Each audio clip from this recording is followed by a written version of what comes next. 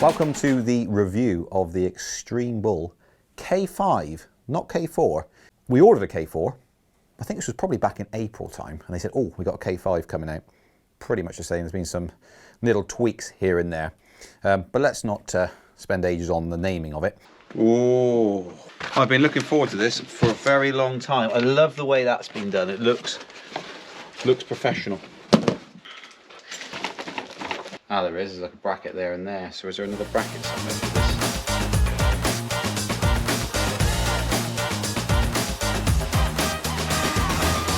There's a washer, but the washer's the same size. The hole in the middle of the washer is the same size as the head. Oh. You see? Okay.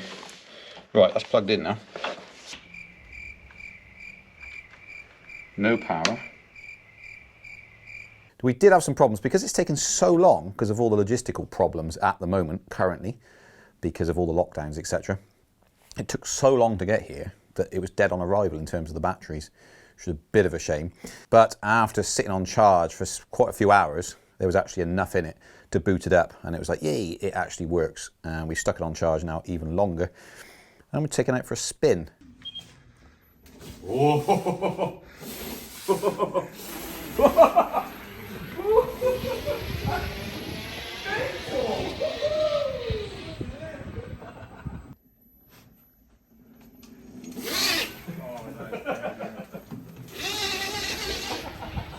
See you later.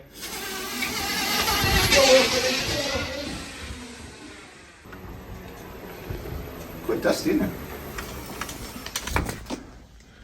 Probably need to get some air in the tyres. But it just wheel spins. In mode 3, you can be going 20 miles an hour and you just pull the throttle back more and it goes. Right, let's go and check this thing out. Enough monkeying around.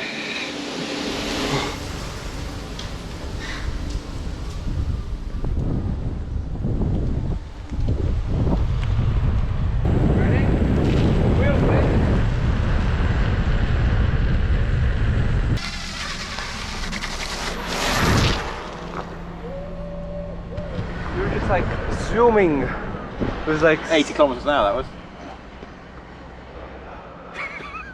This is mental. This is really, really mental. Isn't it? It is actually mental. Yeah. Yeah, it is. Yeah. It's really unsafe. Yo! What do you think of this? That's incredible. Oh, it's sick, mate. $12. That is cool. Is that your opinion, is it? Yeah, that is sick. How fast does it go? We got 89 kilometers an hour going down there. That's wicked. Is it electric? Yeah. Two-wheel drive. Cool. We just got it in, we just built it. It's not quite finished yet, but it basically wheel spins when you try and take off. Now back to the studio.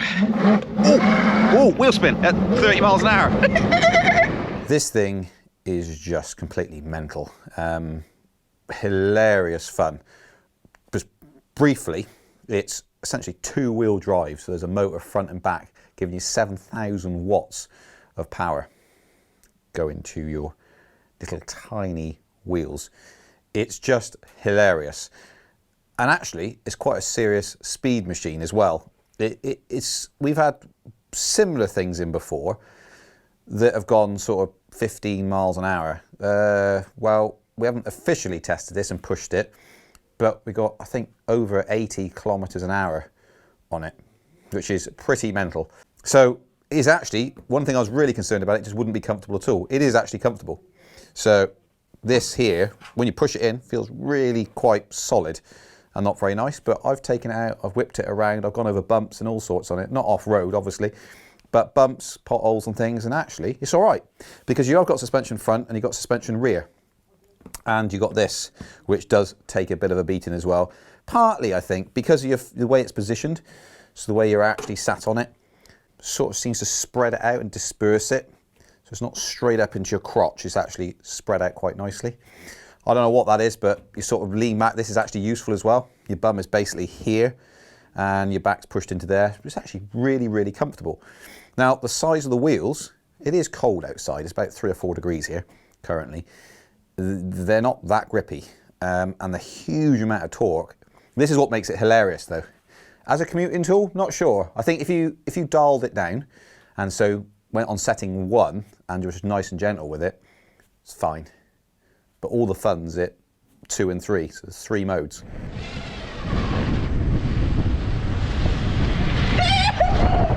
And the third mode, you can be going along at 40 kilometers an hour and slam the throttle back and it wheel spins.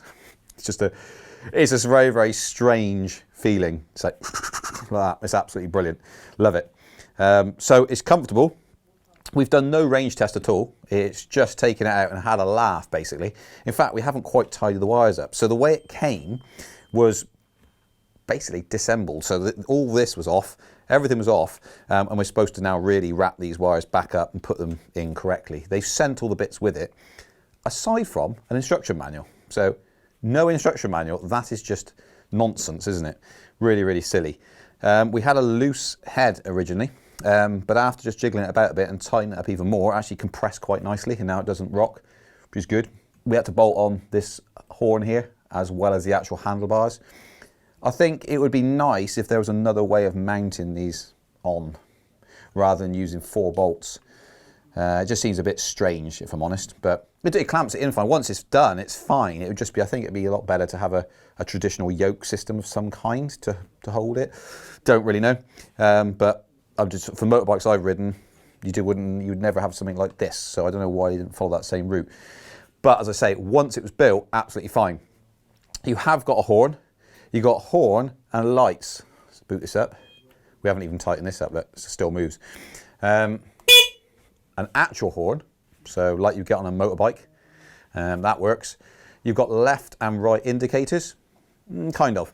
So there's no indicators on the front, which is a bit of a downer, and the ones you have got on the back, you can't actually really tell, and I'm going to boot this off before I accidentally pull the throttle back and send it off the desk at a million miles an hour. You can't really tell whether it's a left or right. It's not that understandable. So you press left and it kind of looks like it might be a left if you focus on it for a long time. So not that great. And then you've got front lights, nice and bright. You can alter the angle of them really, really easily. So that's cool. Just simply bolt it on and you can move it up or down. And so, yeah, tighten that up, etc. So seating position is actually spot on. I thought we were quite uncomfortable. It isn't. The way that this is designed, of course, the handlebars can go up and down. So you have got a lot of scope for movement, depending on how long your arms are or where you want that positioning. That's all fine. The control board is sat in here. And then, of course, it's cooled as it pushes along. So if you've got this front bit here, the grills to cool it down. Weirdly, it looks like there should be some sort of water cooling, but I don't really know about that. As me and Mary were saying, perhaps they've just sort of grabbed some stuff that's already made for something else and used it. It's actually got like a brass insert which a pipe would be attached onto. Don't know what that's all about, but it didn't overheat when we were testing it, so I'm guessing it isn't water cooled, and I'm not going to pour water in there. That might be a bit silly. So shocks make it comfortable ride along with the seat and the positioning. The acceleration is like nothing else. So if you're used to riding motorbikes, this is just absolutely hilarious. You're so low to the ground like a go-kart. This is a bit slow for me, isn't it? Yeah. I think that's the speed limit here. Is it? And the electric motors give such instantaneous torque. It's just unbelievable to ride. It is hilarious. I was laughing the entire time. It's right up my street. It's brilliant, absolutely brilliant. And this tubular frame is just looks great, doesn't it? It's like a little Dodger, little bumper car type thing. We are now filming the turning circle. Ooh, that's pretty tight, isn't it? I just want to get the kind of this too low a power mode. Here we go. It's pretty tight turning circle, isn't it? Nothing. Let's see it. What about? Oh, 2-wheel drive. Is it going to grind out? It's not. There we are. We're up. Perfect. So if you want to get up a curb, no problem. Easy. So far, everything's fine. One thing I do like is it's got rubberized, bendy mudguards, front and rear, which is pretty neat.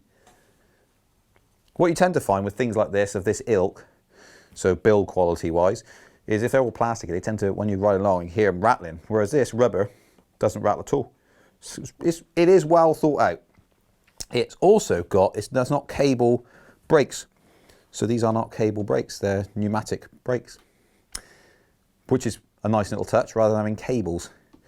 And they were really loose to start with, but when they were pumped a few times after going up and down indoors, actually they just returned to normal. They feel like normal brakes now.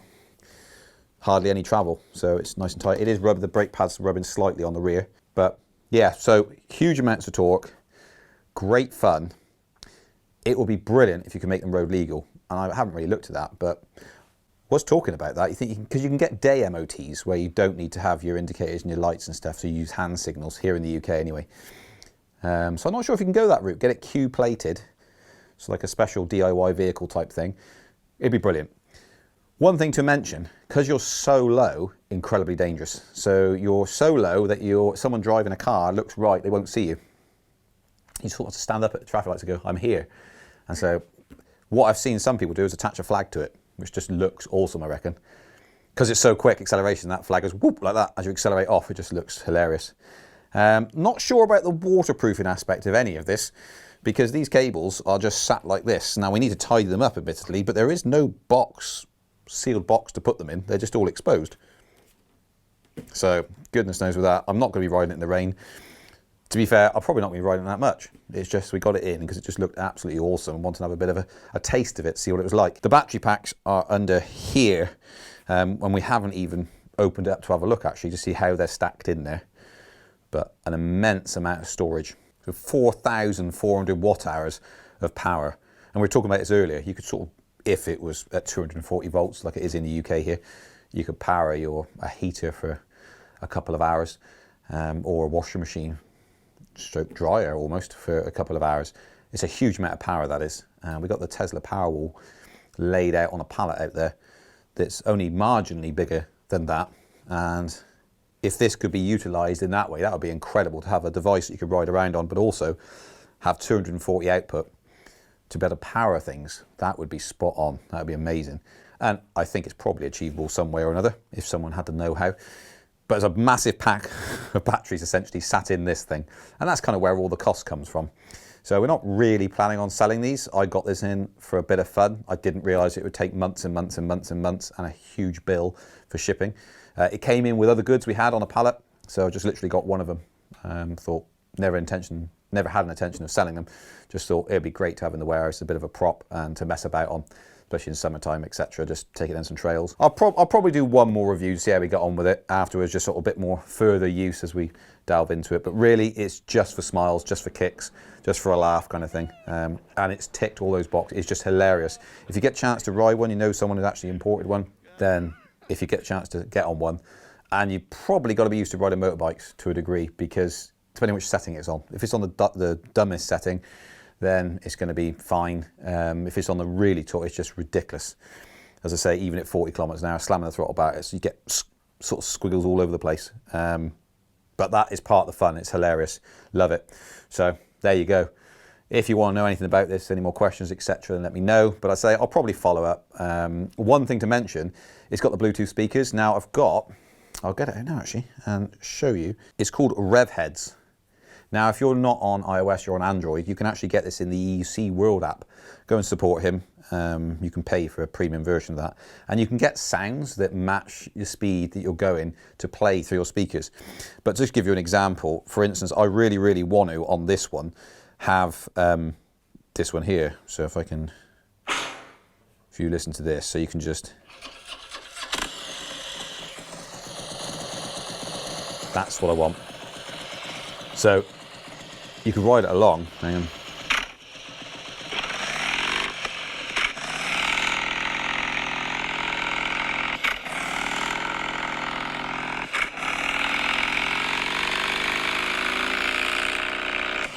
There we go. And so, yeah, you could do that. That would be funny if you're like me and a bit stupid. So you can ride along, people are like, what the heck is that? They wouldn't quite clock on to what it is. We've done it with the unicycles before. They're like, has it got an engine in it? Like, no. It's just running through the speakers.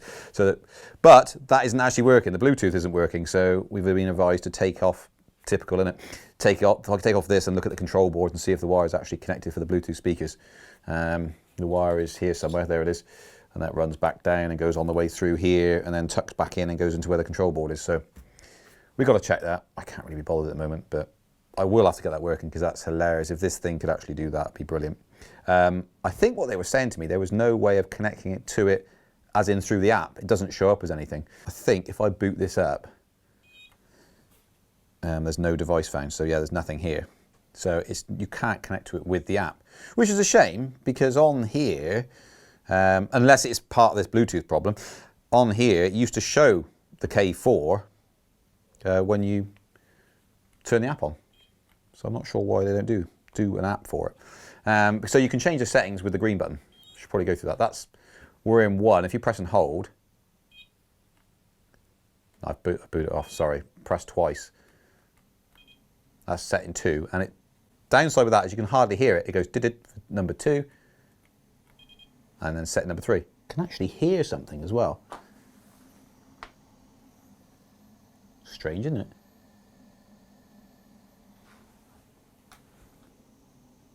It's like the motors are whirring.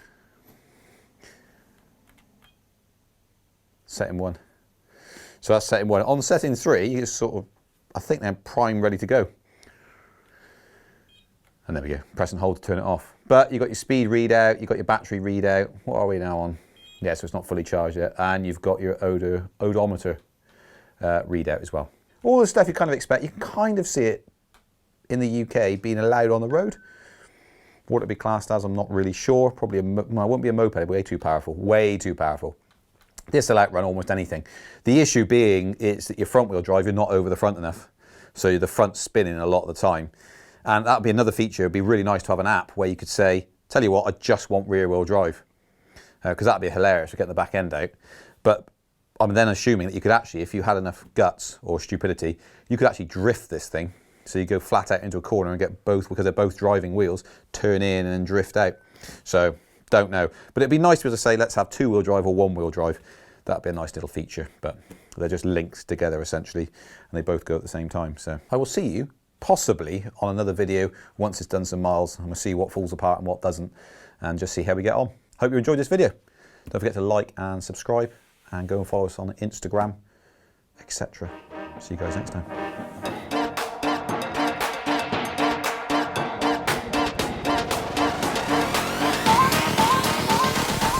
Miles bar.